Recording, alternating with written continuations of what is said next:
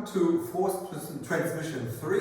Today I am in the school of my student, Thomas Karl, in Leipzig, East Germany.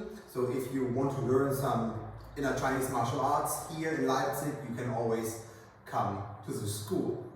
Today's topic is dantian. So where is it? Does it have a use or not? So since I started to practice, dantian has always been an important topic, and mostly all teachers I worked with, they all emphasize the dantian.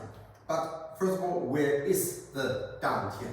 The dantian is around about is a point, or let's say an area around about 2 fingers under your belly button. So, and what is the main method people use with the dantian? It is the so-called qi-chen dantian. Qi-chen dantian just means that the qi is sinking into the dantian. That leads to the idea that the yi is flooding the dantian area with weight, or let's say with qi, and that should lower the center of mass. And that leads for most people to the idea that there where your center of gravity or your center of mass lowers, that you have something like a ball there. And if you move the ball, the rest of your body will follow, and that concludes into a massive outcome of power. But wrong.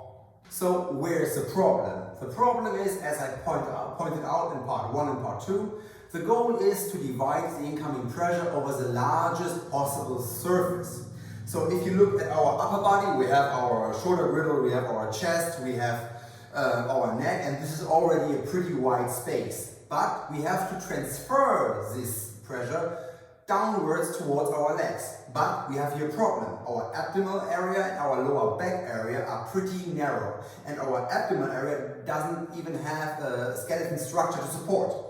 So if we focus on that area, if we put everything in that area, so that means we are overloading that area with pressure, and that leads to a collapse, because this will become our weakest point. So is it wrong to have the main focus on your dantian area?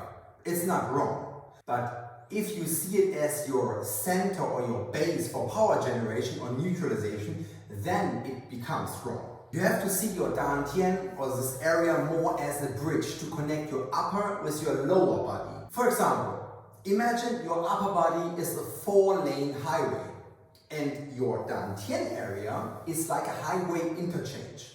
Now imagine the incoming pressure is the amount of cars or vehicles on your highway. If you want to take the interchange, so you normally have to slow down to avoid a crash. But here you have to do everything to avoid a traffic jam, because traffic jam means you are stuck in an area, and this will break out of your structure if the opponent continues with pressure. So what you have to do is you have to increase your speed to avoid a traffic jam. So where do you want to go? If you're in that area, you want to bridge that area toward your hip flexors and your lower pelvis, or let's say your pelvis area. If you cannot achieve that, that means your force will stuck here, and if it's stuck here, that means it has to break out. So my student Benjamin, you can find him on YouTube. I will put his account.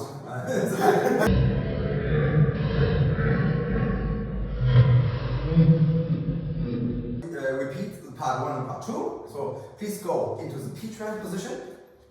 So again, what we have here now, Benjamin is extending his shoulder girdle, get his chest bone in, he get his elbows in. You don't need to stretch so much. Just go a little bit sit. Good. So, and now he already has a pretty good structure in his upper body. Yeah? So even if he goes now to his lower back, he still has a good structure. But if he goes now to his lower abdomen, also is still a good structure. But if I continue, he's going to collapse. So to avoid, first, why is he collapsing? Because now he's already at his maximum to hold it. If I continue with force, so you can see he's going down. The reason for that is because his process of digesting the force is done. So he reached his end because he's at max here. So to bridge from that area into the hip flexors and the pelvis, it's not easy. So especially under pressure. If I am now pressuring here and he's moving from his lower back towards pelvis and foot and from right, now he can move me. And now we are at a level where we can say, so you don't need to twist anymore, you don't need to rotate anymore to throw punches. Now you have structure to move somewhere.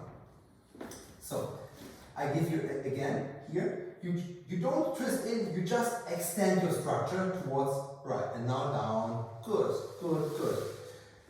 Now you keep your back hand just down. Don't turn it, just have it here. Good.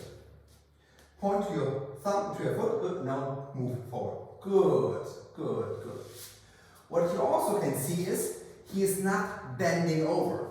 If he would bend over, he would easily fall. So if he's not bending over, he still has pressure towards the front, but he's not dropping away. He's still moving a bit. That's a natural reaction. You cannot change that. But what he's doing as his main part is the structure, or my force is dropping down here, and it becomes his force.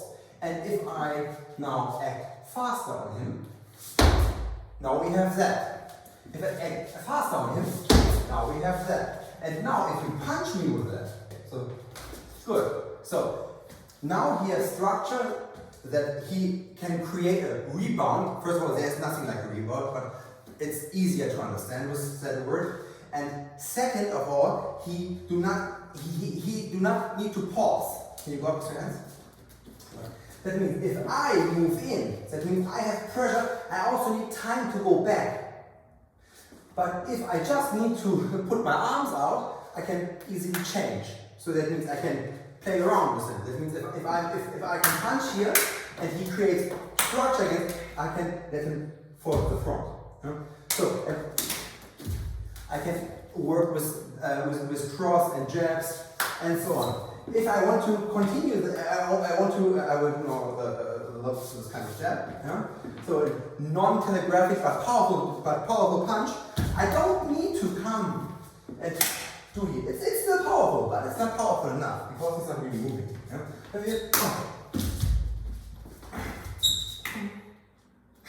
So it's already enough to be there because his structure is pushing on my legs, and therefore he has to move up.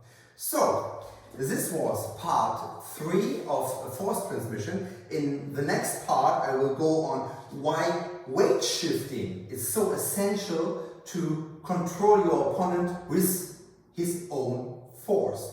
So